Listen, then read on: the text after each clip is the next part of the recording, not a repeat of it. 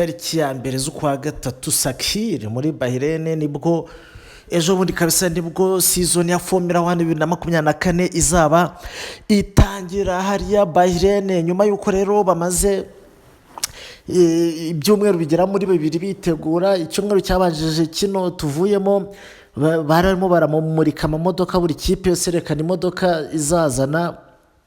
imodoka yakaza abantu benshi yari ya Red Bull nk'uko bisanzwe yaje akoze ibintu abantu bose barayitinya ariko mbere yaho twanabonye ko imodoka ya McLaren nayo ari mumwe mu modoka zaba zikomeza bazirimo zirakompitinga hanyuma rero guhera kwa kane w'icyumweru cyashize ku itariki 22 24 kwa kane no kwa gatanu no kwa gatandatu harimo icyo bitaga testing ni igihe izo modoka amakipe aba yarakoze noneho zijya mu kibuga abashoferi bazo bakazitwara kugira ngo bumve ukuntu zizaba zimeze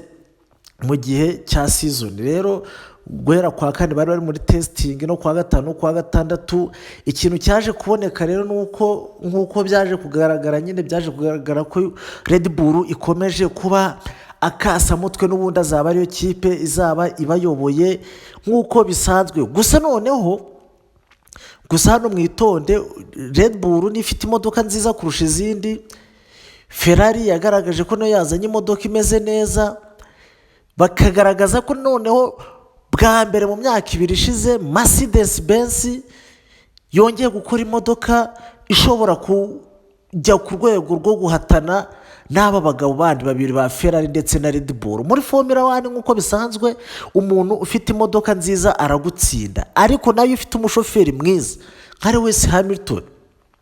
ukaba ufite imodoka byibuze yenda kwegereza abandi hari icyo mwakora ubu tuvugana season ishize Mercedes yarangije nta Grand Prix n'imwe babonye Ferrari yagerageje gushikuzamo tubiri izindi zose Red Bull yarazitwaye abantu bakavuga ati rero Red Bull ifite imodoka nziza ariko bitewe n'ubugoryi bw'umushoferi wayo bita Perez ashobora kuzisanga mu myanya yo hirya cyane Red Bull umushoferi wayo wakasa mutwe Max Verstappen akavuga ati ni umuhanga atariko akeneye noneho kutazajenjeka niba ashaka gutwara season ya kane championship ya kane yikurikiranya akeneye kuzaba more consistent ndetse agakora ibyiza bya mbere kuko nka season ishize bajyaga hari abantu kuri internet bakoraga ibi bita za memes bavugaga yuko ngo Max ngo yitwara imodoka yisinziriye ngo imodoka yameze nk'icyogajuru ngo izindi ngo zimeze nk'amamoto ubu rero imodoka Red Bull iri hejuru ariko izindi nazo zirayegera hafi aho ngaho hari imodoka ya Ferrari imeze neza hari Mercedes yagarutse imeze neza abantu bose barayishimye hari na McLaren imeze neza ifite n'abashoferi beza muri Ferrari igikora amamodoka meza ariko ikaba ifite agashoferi k'akamonegasque barabwiye ngo abaturage bo muri Monaco babita ba monegasque akamonegasque bita Charles Leclerc k'akanyamafuti kirwa kagonga kaba kayoboye nka Grand Prix wajya kubona ukabona imodoka kayijugunye muri barriers muri bya bintu bitangira umuhanda ikagira Carlos Sainz ni umwespanyol nawe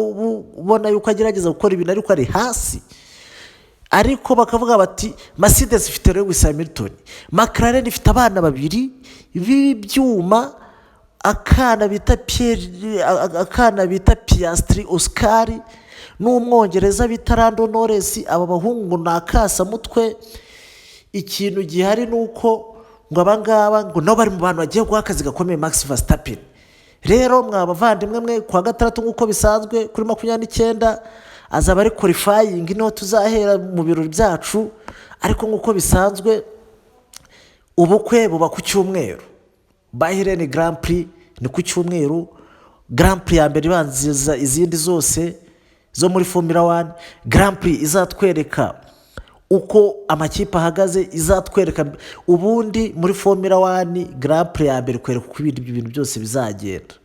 so twese turi exciting iyi niyo season ya nyuma barakina gutyo kuko 2026 ngo zaba hari amategeko mashyashya babashyizeho yo gukora imodoka nshyashya zifite ibindi bintu